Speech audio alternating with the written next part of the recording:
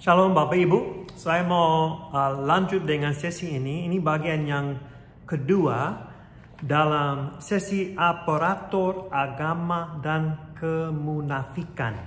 Jadi kita dalam sesi yang dulu sebelum ini sudah membahas dari Matius pasal 23 pengajaran Yesus mengenai kemunafikan dan bagaimana kita bisa menerapkan beberapa prinsip dari pengajaran Yesus untuk masa kini.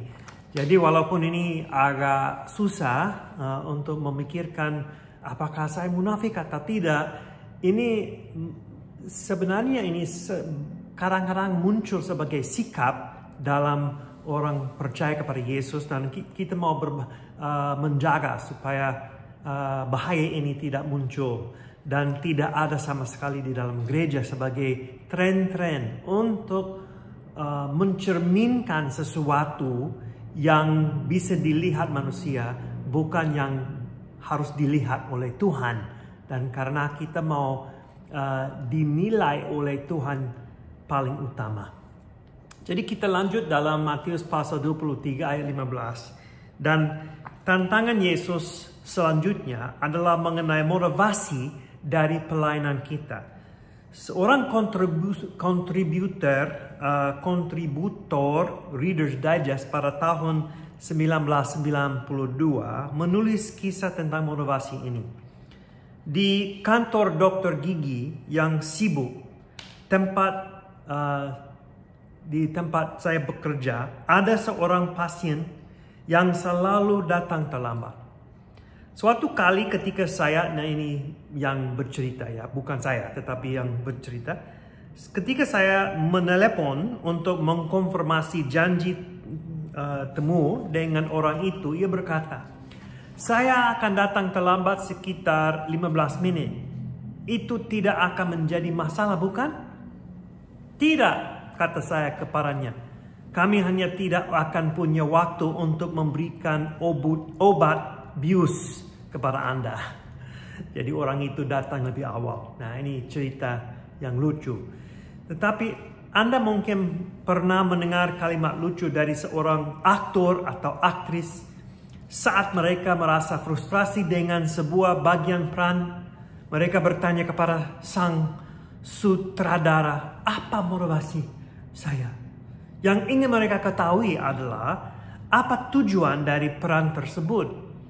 Apa tujuan, gambaran, dan esensi dari karakter yang mereka perankan. Jika mereka mengetahui itu, maka mereka bisa menjadi karakter tersebut itu. Anda akan lupa siapa aktornya dan percaya bahwa mereka adalah karakternya. Nah, ironisnya, kita berbicara tentang acting ketika kita sedang membicarakan sebuah pasal yang berisi kecaman Yesus terhadap kemunafikan orang-orang Farisi yang berpura-pura menjadi orang benar. Melalui sebagian besar kecaman Yesus terhadap orang-orang Farisi selama tahun-tahun pelayanannya, ia mempertanyakan motivasi mereka. Apakah mereka menginginkan pujian dari manusia atas kebenaran mereka? Apakah mereka menginginkan posisi penting di dalam perainan-perainan? Kita masih dapat berbicara tentang motivasi dengan benar. Apa yang motivasi Anda untuk berprestasi di sekolah? Apa yang motivasi Anda untuk bekerja dengan baik? Apa yang memotivasi Anda untuk menjadi ayah atau ibu yang baik? Atau suami atau istri yang baik? Apa yang memotivasi Anda untuk menjaga rumah Anda tetap dalam kondisi yang baik? Apa yang memotivasi Anda untuk datang ke gereja? Kita juga dapat mempertimbangkan motivasi diri dari misi kita. Apakah motivasi untuk memberitakan tentang Tuhan kepada orang lain? Apakah motivasi untuk bertumbuh sebagai sebuah gereja? Apakah motivasi untuk pergi ke budaya lain dan memberitakan tentang Yesus kepada orang-orang lain itu? Motivasi dari misi kita seharusnya adalah untuk memuliakan Tuhan. Ini seharusnya benar-benar menjadi motivasi dari segala sesuatu yang kita lakukan. Bahkan untuk hal-hal sepele seperti makan atau minum atau apapun yang kita lakukan, kita harus melakukannya untuk kemuliaan Tuhan. Dalam kecaman kedua dari ketujuh kecaman dari Matius pasal 23, Yesus menyingkapkan motivasi dari misi orang-orang Farisi. Mereka ingin membuat orang-orang menjadi seperti mereka, bukan memanggil orang-orang untuk menjadi kudus dan dikhususkan bagi Allah seperti Yesus. Kita juga melihat bahwa mereka ingin orang-orang memuliakan mereka daripada memuliakan Tuhan. Kita akan membahas dua motivasi yang saling bertentangan ini secara singkat. Saat kita melakukannya, kita harus bertanya pada diri sendiri, apa motivasi diri dari misi kita? Apakah untuk membawa orang untuk menjadi pengikut Yesus dan dengan demikian dapat muliakan Tuhan, atau untuk membawa orang-orang menjadi seperti kita? Apakah motivasi yang benar untuk misi kita? Untuk menjawab pertanyaan ini, kita harus melihat kepada Yesus. Apa motivasi dari misinya, misi Yesus? Yesus mengatakan bahwa motivasinya adalah untuk mencari dan menyelamatkan mereka yang terhilang. Motivasinya adalah untuk menjadi penyelamat bagi mereka yang tersesat dalam dosa. Ia datang untuk membebaskan orang-orang yang tertawan dalam penjara, untuk membebaskan orang-orang miskin dari penindasan, dan untuk mencelihkan mata yang buta. Ketika Yesus berbicara dengan perempuan Samaria di sebuah sumur, kita bisa belajar banyak tentang motivasi dan misinya. Yesus mendekati perempuan Samaria itu secara khusus dan dengan sengaja untuk mengajaknya bercakap-cakap dan kemudian mengalihkan perhatiannya kepada kebutuhannya yang sesungguhnya, pengampunan dan harapan. Setelah menyadari bahwa Yesus adalah Mesias yang telah lama dinanti-nantikan, perempuan itu kembali ke kotanya dan memberitakan tentang Yesus kepada orang-orang di kotanya. Ketika murid-murid kembali setelah membeli makanan, mereka heran saat melihat Yesus sedang berbicara dengan seorang perempuan Samaria. Mereka bertanya kepada Yesus, apakah ia sudah makan? Yesus berkata kepada mereka bahwa ia memiliki makanan yang tidak mereka kenal. Makanannya adalah melakukan pekerjaan Bapaknya. Yesus datang untuk menuai tuaian dan untuk memanggil lebih banyak pekerja untuk menuai di ladang.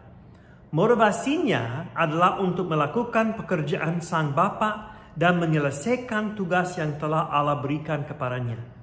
Motivasi Yesus adalah untuk memberikan nyawanya menjadi tebusan bagi dunia. Ia tidak datang untuk menghukum dunia seperti yang suka dilakukan oleh orang-orang Farisi. Ia datang untuk menyelamatkan dunia. Yesus berdoa kepada Bapa dalam Yohanes pasal 17.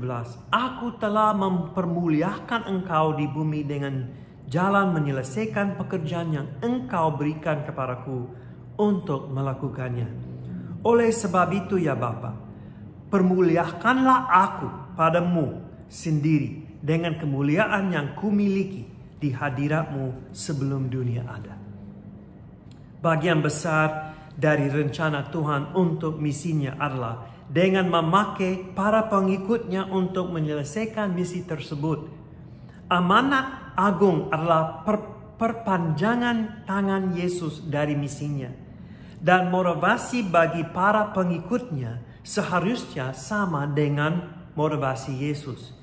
Kita harus berusaha untuk menyelesaikan misi yang telah Yesus berikan kepada kita sehingga orang-orang dapat diselamatkan dan Tuhan dapat dimuliakan.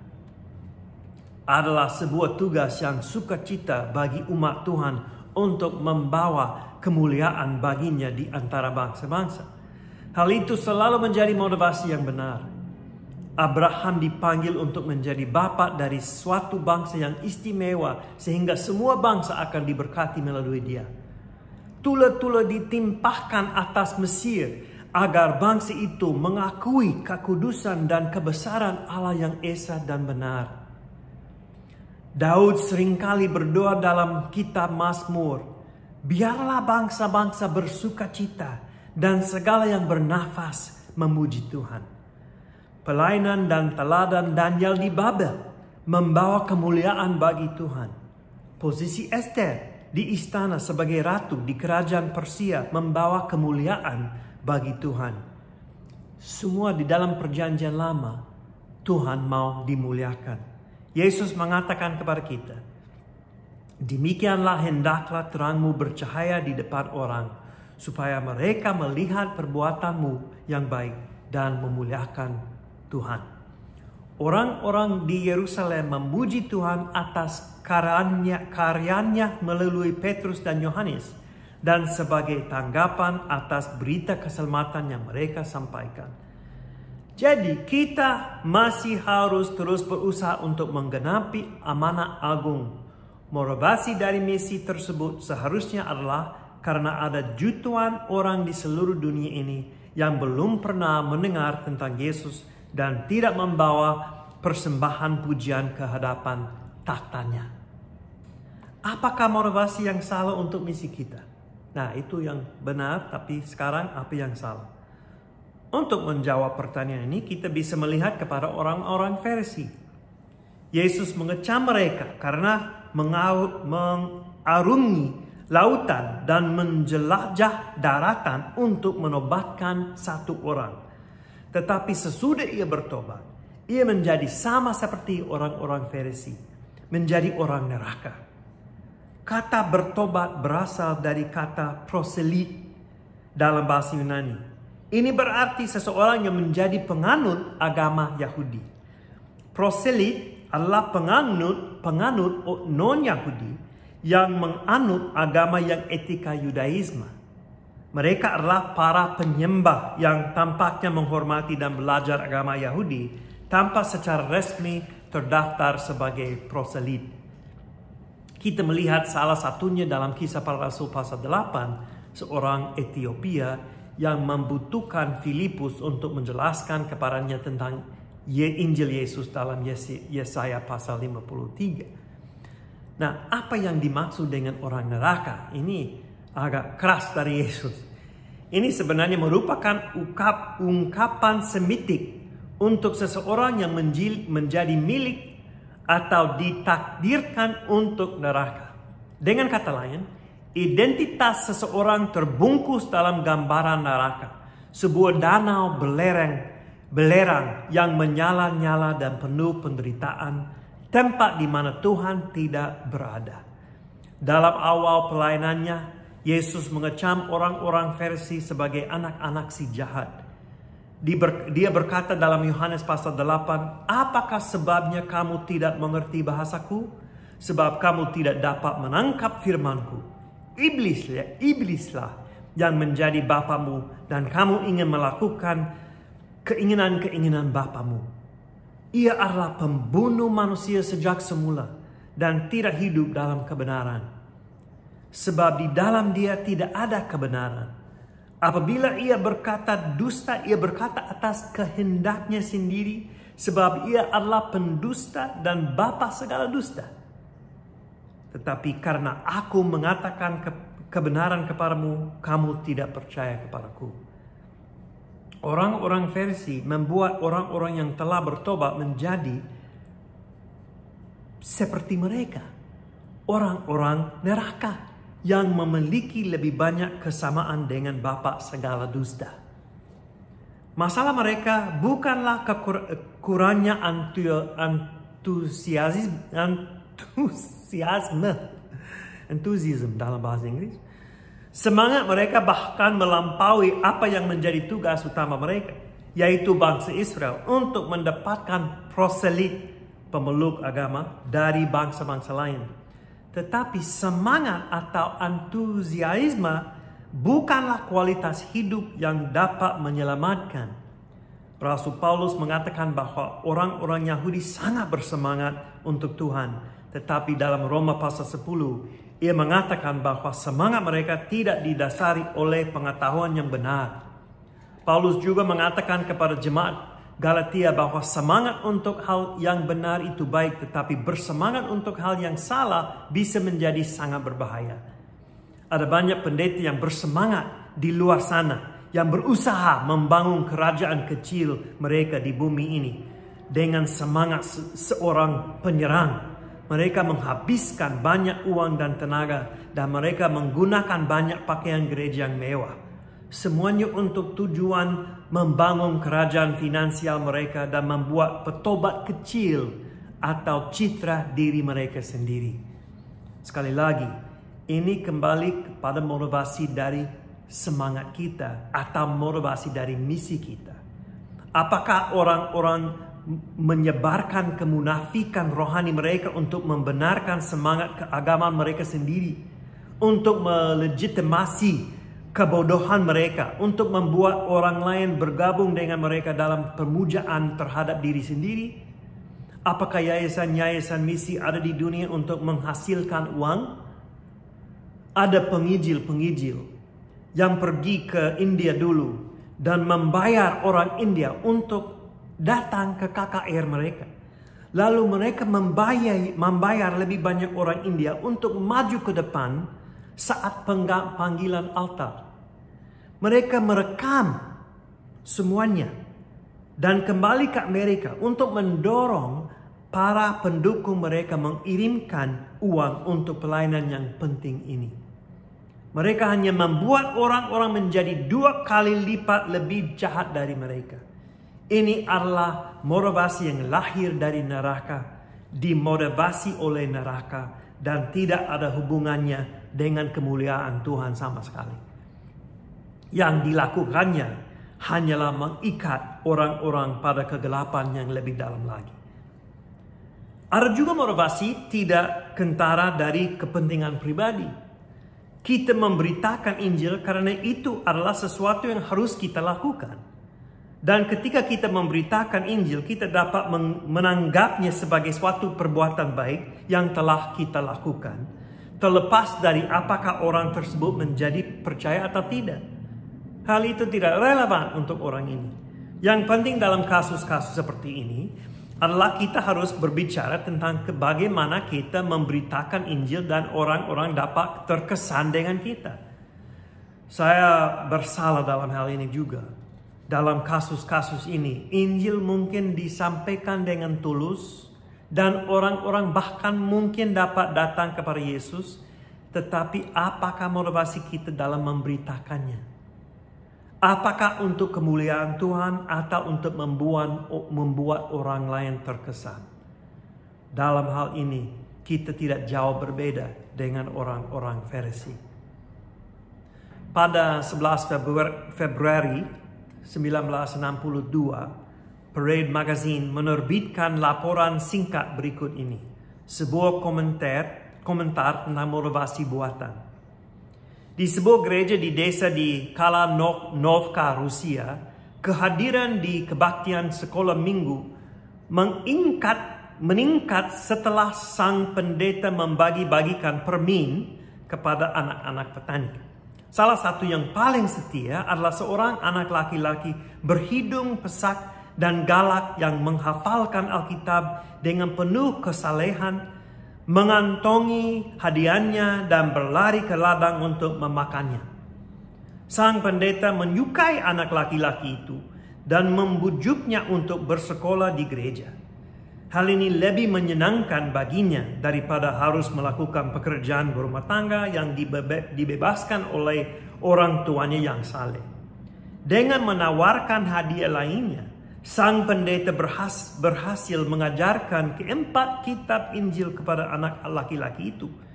Bahkan anak itu memenangkan penghargaan khusus karena berhasil menghafalkan keempat kitab Injil itu dan dapat membacanya tanpa henti di gereja dan membacakannya. Sekarang 60 tahun kemudian, Ia masih suka menghafalkan Alkitab, tetapi dalam konteks yang akan membuat pendeta tua itu takut. Anak yang memperoleh penghargaan itu, yang menghafal begitu banyak ayat Alkitab, adalah Nikita Khrushchev, mantan Tsar komunis. Seperti yang diilustrasikan oleh anekdot ini, pertanyaan mengapa di balik penghafalan ayat Alkitab ini sama pentingnya dengan pertanyaan apa. Nikita Khrushchev yang sama, yang dengan lincah menghafalkan firman Tuhan ketika ia masih kanak-kanak, kemudian menyatakan Tuhan itu tidak ada karena para kosmotonnya tidak pernah melihat Tuhan. Khrushchev menghafalkan Alkitab demi mendapatkan permen, hadiah, dan sogokan, bukan karena maknya untuk kehidupannya. Motivasi buatan akan menghasilkan hasil yang dibuat-buat. Apa yang seharusnya menjadi motivasi dari misi kita? Apakah untuk membuat orang lain menjadi sama seperti kita? Atau membuat orang lain menjadi pengikut Yesus? Motivasi dari orang-orang Farisi adalah membuat orang lain seperti mereka. Memegang hukum Taurat dengan komitmen yang kuat terhadap ritual dan ekspresi eksternal kebenaran dengan sedikit realitas internal. Motivasi dari misi kita seharusnya adalah untuk memuliakan Tuhan. Ketika kita sungguh-sungguh berusaha untuk memuliakan Tuhan, kita menginginkan apa yang ada di dalam hati Tuhan. Dan oleh karena itu, kita tidak akan terlalu mementingkan diri kita sendiri. Masih ada kelompok-kelompok orang di seluruh dunia ini yang tidak menghormati Tuhan yang menciptakan mereka. Ada tetangga-tetangga, teman-teman sekelas, dan rekan-rekan kerja di sekeliling kita yang tidak menghormati Tuhan yang menciptakan mereka. Apakah kita memiliki motivasi untuk menjangkau mereka? Semakin kita terpesona dengan kemuliaan Tuhan, semakin kita termotivasi untuk memberitakan tentang Dia kepada orang lain dan mendorong mereka untuk memuliakan Dia melalui Yesus Kristus. Motivasi yang benar diawali dari hati yang tergerak untuk mengenal Yesus. Hati yang tergerak untuk mengenal Yesus juga akan menjadi hati yang tergerak untuk memberitakan Dia dengan motivasi yang baik. Nah, kita lanjut ke Matius pasal 23 ayat 16 sampai 22. Jika saya memberitahu Anda bahwa saya memiliki sebotol air, coba bayangkan ada botol di dalam tangan saya, yang diambil dari mata air yang paling murni, paling indah, paling jernih di bumi ini. Anda mungkin ingin mencobanya, kan? Tetapi, jika saya memberitahu Anda bahwa saya memiliki sebotol air yang diambil dari air limbah pembangkit nuklir, Anda mungkin akan ragu untuk meminumnya. Apakah yang membedakannya? Keduanya adalah sebotol air. Keduanya seperti jernih. Keduanya sama-sama disimpan dalam sebuah botol yang jernih. Yang membedakannya adalah apakah air itu murni atau tidak murni. Anda bisa mengemas air limbah dari pembangkit nuklir dalam botol yang paling baik dan paling mewah yang dapat Anda temukan. Tapi hal itu tidak akan mengubah karakter airnya yang sebenarnya yang ada di dalam botol. Integritas air tergantung dari sumber air dan kemurnian air itu. Nah, bagaimana cara kita mendapatkan integritas yang sesungguhnya dalam hidup kita? Pikirkanlah tentang apa yang terjadi dalam kampanye politik. Tidak mudah untuk menentukan siapa yang mengatakan kebenaran, kan?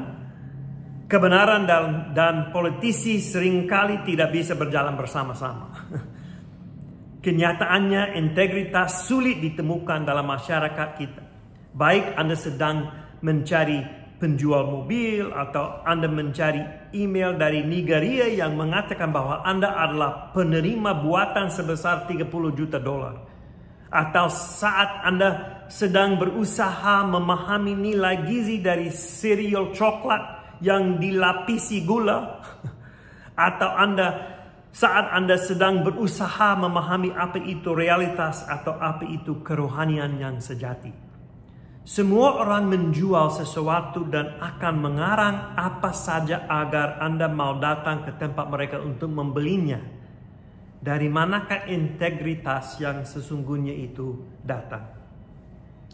Integritas yang sesungguhnya mengalir dari tahta Allah.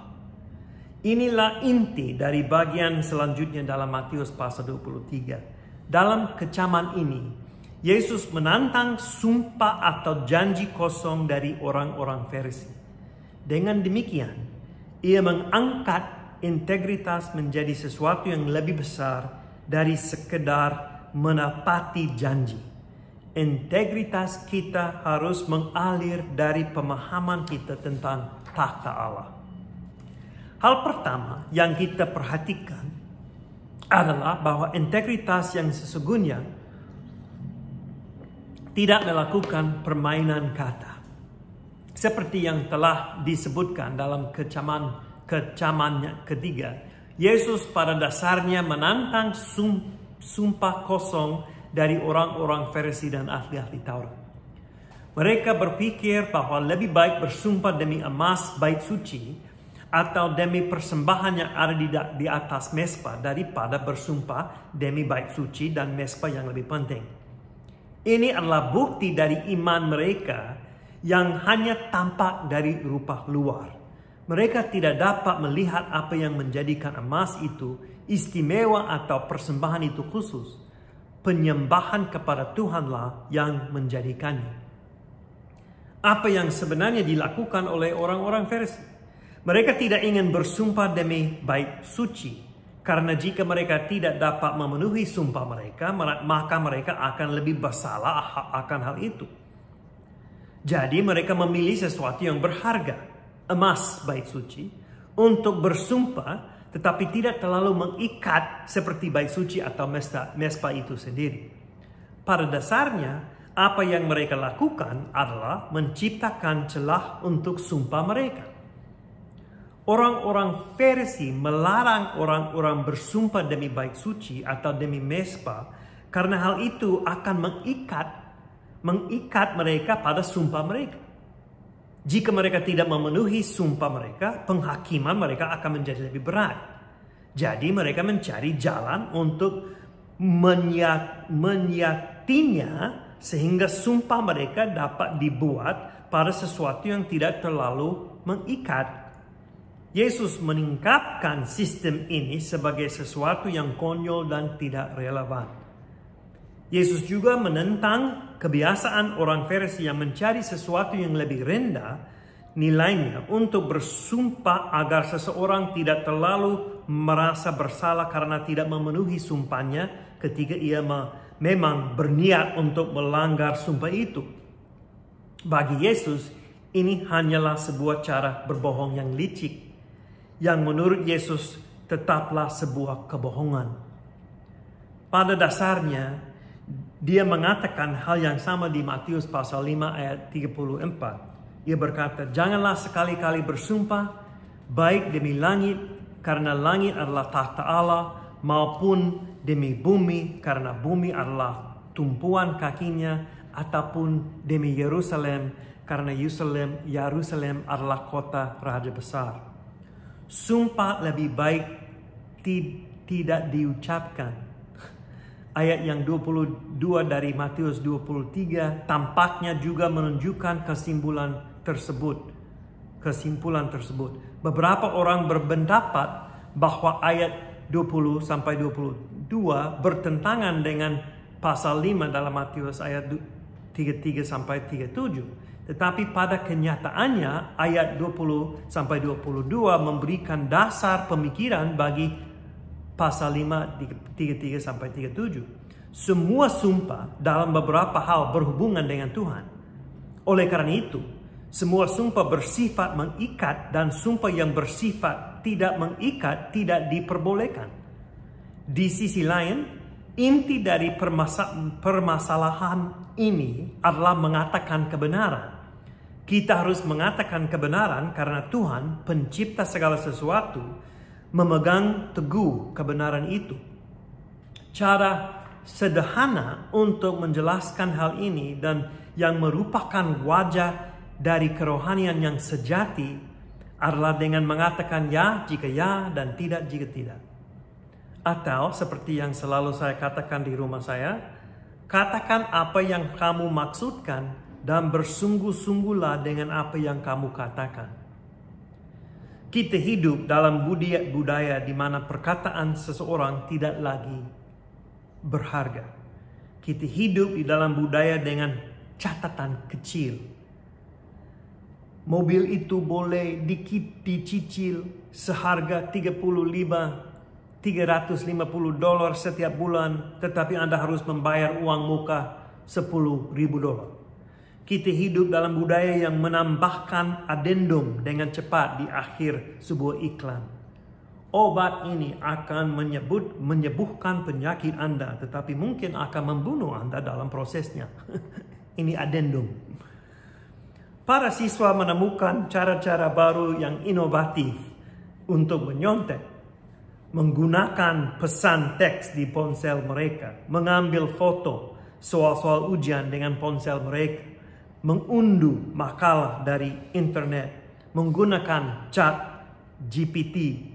Seringkali mereka berhasil meloloskan diri, tetapi terkadang-kadang mereka tertangkap. Memang ada resikonya, tetapi mereka berpikir sebaiknya tetap mencobanya. Pengusaha menipu karyawannya dalam hal tunjangan pensiun dan tunjangan kesehatan yang dijanjikan. Karyawan berbuat curang terhadap majikannya dalam hal menghabiskan waktu di komputer untuk memeriksa saldo saham mereka, bermain games, berjual beli di Tokopedia pada waktu kerja. Toko-toko mengiklankan harga diskon untuk menarik Anda masuk ke dalam toko mereka dan kemudian menambahkan biaya tambahan lainnya. Bahkan toko-toko Kristen pun melakukan hal ini. Mereka menyebutnya strategi pemasaran atau bisnis. Saya menyebutnya berbohong. Hal ini seharusnya tidak terjadi pada umat Tuhan. Kita seharusnya dikenal akan integritas kita di setiap segi. Bukan hanya untuk hal-hal yang besar. Kita harus menunjukkan integritas juga dalam hal-hal yang kecil. Mengapa? Karena menurut Yesus, Tuhan adalah Tuhan atas hal-hal yang kecil dan juga atas hal-hal yang besar. Ikutilah argumentasi Yesus. Yang menguduskan emas bait suci adalah bait suci itu. Yang menguduskan bait suci adalah Dia yang diam di dalamnya. Yang menguduskan surga adalah takhta Allah. Yang menguduskan takhta Allah adalah Dia yang bersemayam di atasnya. Oleh karena itu, emas bait suci itu kudus karena Allah itu kudus dan Dia yang menjadikannya kudus. Integritas yang sesungguhnya tidak melakukan permainan kata seperti itu. Bagi pengikut Kristus seharusnya tidak ada yang namanya bohong putih. Atau tidak boleh ada pemikiran, jika tidak ada orang yang tahu bahwa kita berbohong, maka itulah bukan kebohongan. Atau pikiran, saya boleh membajak lagu di internet karena grup pemusiknya tidak peduli. Atau saya boleh membawa makanan ke dalam bioskop walaupun ada tanda yang melarangnya karena makanan di sana terlalu mahal. Atau saya bisa mengintip gambar di komputer saya karena hanya sebentar dan tidak ada yang terluka karenanya. Atau perusahaan tidak membayar saya dengan gaji yang cukup. Jadi saya tidak perlu memberitakan usaha saya yang terbaik. Sedikit kompromi dalam integritas kita akan membawa kita kepada kompromi yang lebih besar di kemudian hari. Ketika kita berkompromi dengan integritas kita tidak berbeda dengan orang-orang Farisi yang ingin bersumpah atas emas bait suci karena mereka tahu bahwa mereka akan melanggar sumpah mereka di kemudian hari. Integritas yang sesungguhnya tidak hanya tidak boleh melakukan permainan kata, tetapi juga harus mencerminkan pemahaman yang lebih tinggi akan berbagai hal. Yesus mengarahkan kembali orang-orang Farisi kepada pusat di mana penyembahan kita seharusnya berada, dia yang diam di dalam bait suci dan yang bersemayam di atas takhta. Orang-orang Yahudi beralasan bahwa karena gadai tidak dapat diletakkan di dalam bait suci atau di atas mezbah, maka sumpah atas hal-hal tersebut tidak ada artinya. Yesus menyatakan bahwa bait suci, emas, mezbah, dan korban persembahan semuanya mengarah kepada Allah dan sama-sama kudus, sehingga sumpah yang diucapkan atas hal-hal tersebut sama-sama mengikat. Kekudusan dari benda-benda yang dipersembahkan dalam ibadah, emas dan korban, berasal dari kekudusan tempat di mana mereka dipersembahkan, bait suci dan mezbah, dan bukan sebaliknya. Dasar dari kritikan Yesus adalah bahwa pendekatan dari para ahli Taurat itu dangkal. Mereka gagal untuk memikirkan prinsip-prinsip yang mendasari detail-detail yang menjadi fokus perdebatan mereka. Itulah sebabnya Yesus menyebut mereka bodoh dan buta. Bahkan ia menggunakan kata buta 3 kali. Ketergantungan mereka yang munafik pada permainan kata adalah hal yang konyol. Orang-orang yang tidak memiliki integritas pada akhirnya menjadi buta terhadap kebenaran. Mereka bahkan tidak dapat melihatnya sendiri. Mereka tidak dapat melihatnya dalam diri orang lain. Dan mereka lupa bagaimana menunjukkan integritas dalam hidup mereka sendiri. Yang penting untuk kita ingat adalah tempat Allah di surga. Dia berada di atas taktanya. Semua yang kita lakukan dilihat olehnya dan harus dimotivasi oleh ingatan kita akan posisinya. Ketika kita sungguh-sungguh memahami kedaulatan dan kedudukan Tuhan, akan lebih mungkin bagi kita untuk menjalani hidup yang penuh integritas dalam perkataan dan tindakan kita. Hal itu seperti sebuah tali bandul.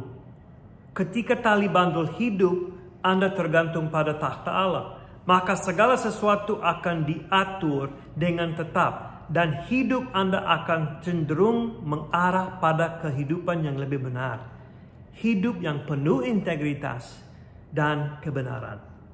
Kerohanian yang sesungguhnya selalu lebih dari sekedar praktik ritual. Hal ini berkaitan dengan menjalani kehidupan yang menghormati Tuhan, hidup yang menunjukkan integritas. Yakobus mengatakan dalam suratnya, jika ya, hendaklah kamu katakan ya. Jika tidak, hendaklah kamu katakan tidak. Dengan kata lain, bersungguh-sungguh dengan apa yang Anda katakan dan katakanlah apa yang Anda maksudkan. Saya pernah menceritakan kasih ini dalam buku saya Spiritual Formation, tapi saya akan mengulanginya lagi di sini. Ada sebuah kejadian lucu dalam keluarga yang terjadi ketika banyak saudari laki-laki dan perempuan saya berkumpul di rumah ibu saya beberapa tahun yang lalu. Saudara perempuan saya, kakak, membuat pancake blueberry dan pancake chocolate chips yang luar biasa. Sama seperti istri saya, Ibu Laura. Dan hal yang baik tentang ini adalah ia senang melakukannya. Ia senang masak pancake. Suatu hari, kami semua memesan beberapa banyak pancake yang kami mau. Bibi saya datang di pagi hari dan mengatakan bahwa ia ingin 1 pancake blueberry aja. Sebenarnya ia ingin 2. Tetapi ia tidak melihat ada sisa di atas meja dan tidak ingin susahkan saudara perempuan saya. Tanpa menyadari bahwa saudara perempuan saya senang membuat pancake. Senang masak. Setelah bibi saya makan satu buah pancake dan makan pagi telah dibereskan dan kami sedang bersantai di ruang tamu, bibi saya secara halus mengisyaratkan bahwa ia ingin makan pancake blueberry lagi. Nah, semua sudah diberes, sudah cuci piring dan semuanya itu. Reaksi saudara perempuan saya membuat saya tertawa, terbahak-bahak sampai saya hampir memuntahkan sarapan saya. Ia melambai-lambai tangannya dengan liar ke udara dan berseru dengan suara lantang, "Jika kamu mau 2 pancake, mintalah 2. Katakan apa yang kamu inginkan." Saya tertawa begitu keras. Demikian juga dengan anak-anak saya. Karena saya melihat diri saya dalam saudari perempuan saya itu. Saya mengatakan hal yang sama di rumah setiap saat. Nah, apa masalahnya tentang pancake? Ya, dalam hal-hal kecil di hidup ini, jika kita adalah orang yang memegang perkataan kita, jika kita mengatakan apa yang kita maksudkan dan bersungguh-sungguh dengan apa yang kita katakan, maka kita akan menjadi orang-orang yang memegang perkataan kita dalam hal-hal besar. Yesus ingin kita menjadi orang-orang yang jujur. Kita akan menjadi orang yang mengatakan ya jika ya dan tidak jika tidak. Itulah kehidupan yang berintegritas dan akan mempengaruhi banyak hal lain dalam diri kita.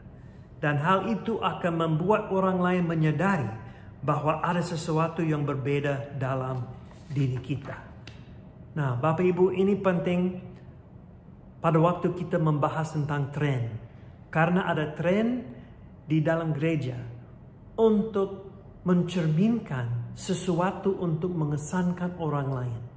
Jadi katakan ya karena kita tahu itu mau didengar oleh orang lain walaupun itu tidak benar.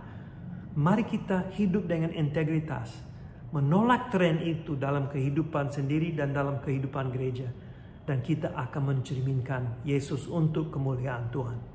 Tuhan memberkati.